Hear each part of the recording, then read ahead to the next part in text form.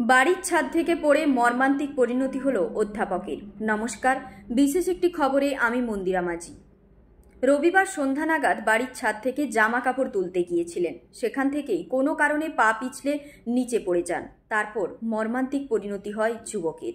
বছর 34-এর যুবকের নাম সৌম্যকান্তি ঘোষ, ঘাটাল থানার লছিপুরের বাসিন্দা।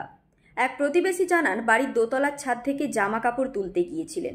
সেখান থেকে বাড়ির পাশের আলু জমিতে পড়ে যান। জমিতে কোনো রকম কোনো রক্তক্ষরণের চিহ্ন ছিল না।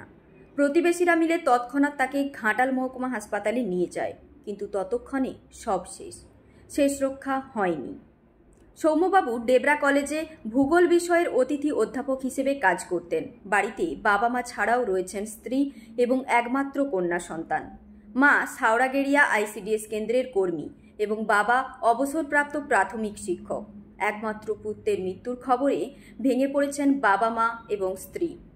অন্যদিকে তরতাজা যুবকের মৃত্যুতে গোটা গ্রামে নেমে এসেছে শোকের ছায়া।